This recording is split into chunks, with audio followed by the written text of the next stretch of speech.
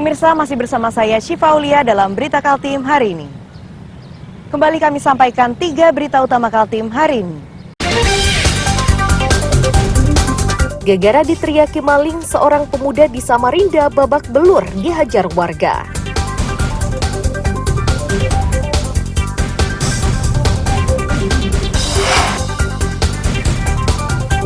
Seorang caleg di Bontang ditangkap polisi karena dilaporkan telah mencabuli anak di bawah umur.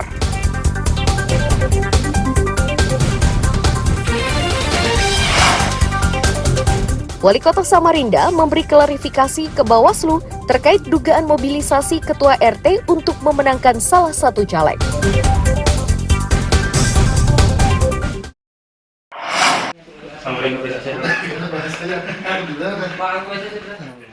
FM, caleg salah satu partai politik di Bontang terpaksa berurusan dengan unit perlindungan perempuan dan anak Satreskrim.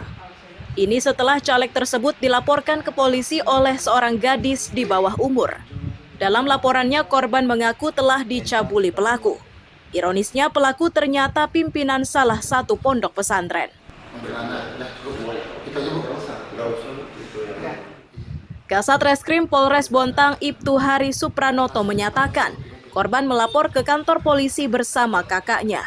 Kepada penyidik, korban mengaku telah dicabuli sejak tahun 2022 hingga 2023. Modusnya adalah pengobatan. Kerja. Periksa, buka-buka apa, mungkin ada yang ditandatangani. Ini pas banyak. Dan juga kebetulan dia merupakan caleg salah satu partai di Bontang ini. Itu berapa lama itu proses kasus pencabulan dilakukan pelakunya terhadap korban?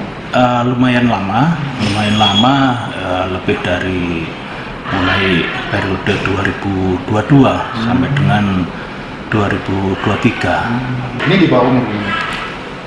Korban di bawah umur. Kemudian karena ada cukup bukti yang menguatkan, sehingga kita tetapkan terlapor sebagai tersangka.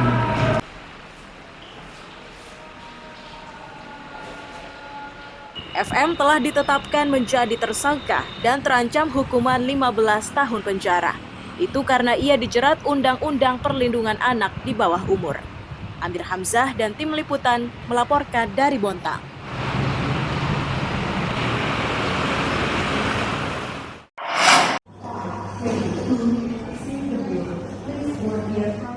M. Ari Bakri, terpidana perintangan usaha tambang yang berlokasi di Binungan, Kecamatan Gunung Tabur, ditangkap tim Kejaksaan Negeri Berau.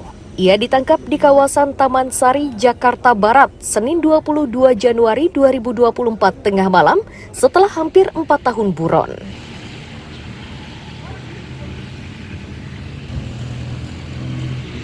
Kepala Seksi Tindak Pidana Umum Kejari Berau menyatakan, Arbi dinilai bersalah karena telah menghalangi usaha tambang yang sah.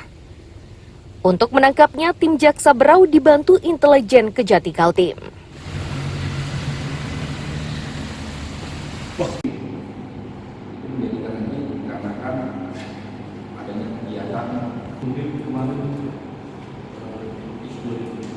Ini mengatasi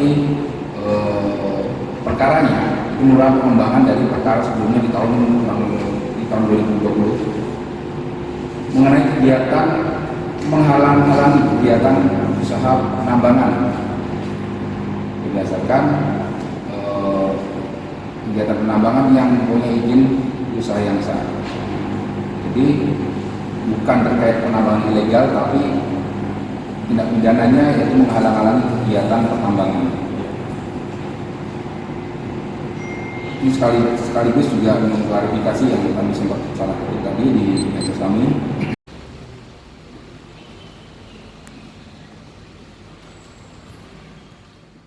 MRB Bakri akan menjalani hukuman di Rutan Kelas 2B Tanjung Redep selama 11 bulan. Miko Gusti melaporkan dari Kabupaten Berau.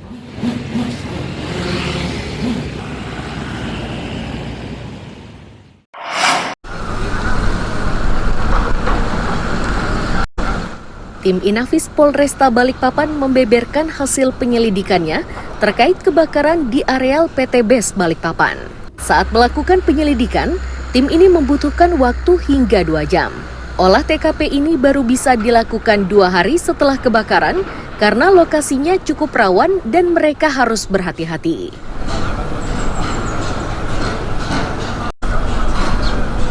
Kanit Identifikasi Satreskrim Polresta, Ibda Sukaca Bayu menyebut, kebakaran tidak berasal dari tungku pembakaran.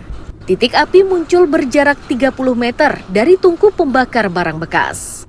Dari olah TKP itu, tim mengambil sejumlah barang bukti untuk diteliti lebih lanjut.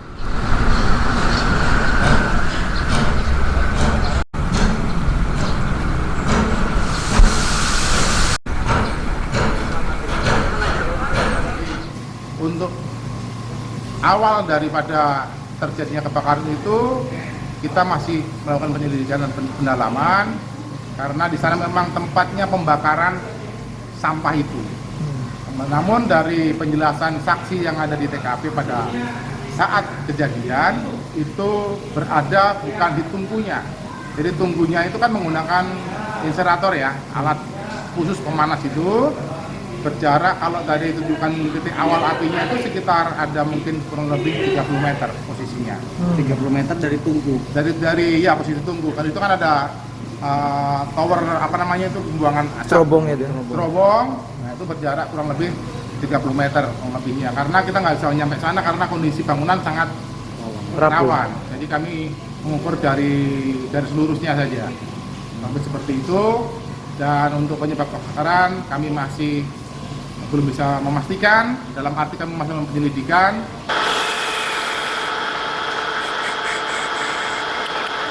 Diberitakan sebelumnya, gudang bahan kimia di kilometer 13 Karyangau, Balikpapan Utara ini terbakar Sabtu malam. Api cepat membesar dan meluas karena bangunan tersebut merupakan kantor sekaligus gudang pengelola limbah, mulai dari oli hingga medis. Kebakaran yang mulai terjadi malam hari itu baru bisa dipadamkan hari berikutnya. Amir Hamzah dan Riani Mantini melaporkan dari Balikpapan.